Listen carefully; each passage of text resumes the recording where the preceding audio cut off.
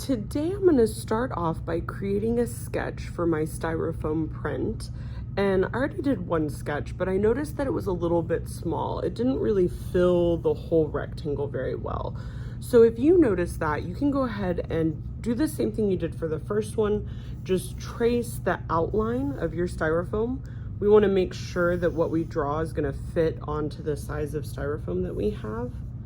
And then when you're looking at that smaller sketch, you can copy the same idea, but just make your shapes a little bit bigger. And then once I'm done drawing my new sketch, I will be ready for the next step. I changed my second sketch a little bit so that I could fit it into the space that I have, and I'm happy with how it fills up the space a lot better. What I'm gonna do next is I'm gonna get a little piece of blue tape and I'm going to tape my styrofoam underneath my sketch. And a good trick for this, I don't know if you can see it in the video, is to kind of hold it up to the light and you will be able to see the outline of that rectangle on the other side to kind of line it up. So if you hold it up above you, you'll be able to see where to line it up.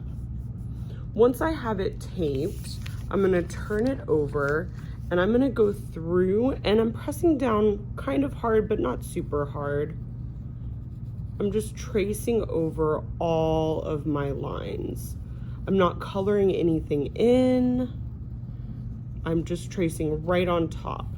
And the reason that we only taped it on one side is so that you can lift it up and see, make sure that your design is going through.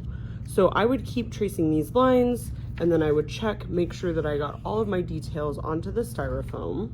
And then once I've finished tracing over everything, I can lift it up and double check and make sure that all of my details have been transferred over to the styrofoam. The next step is to peel off that tape, put my sketch over to the side, and then I'm gonna work on just tracing over the lines on the styrofoam. And the reason this step is so important is because you want these lines to be carved in really deep into your styrofoam so that when you go to print it, the lines will show up on your artwork. If we were to print it with the lines the way they are after we just trace it one time, those lines wouldn't show up. You would just get one big flat blob, and all of that detail that you work so hard on would be lost. I've carved my lines again a second time. It's looking great. Now I'm ready for the fun part. I'm gonna cut out the shape of my stamp. So I want to cut right along the outside line. I'm not going to cut any of the inside lines.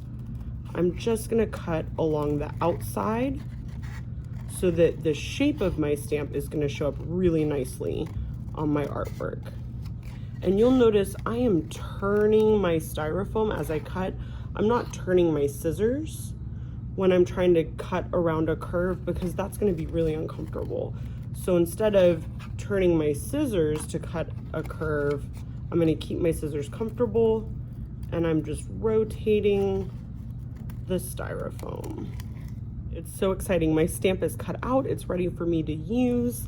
The very last thing I need to do today is get a Sharpie. Make sure you get one of the thick Sharpies.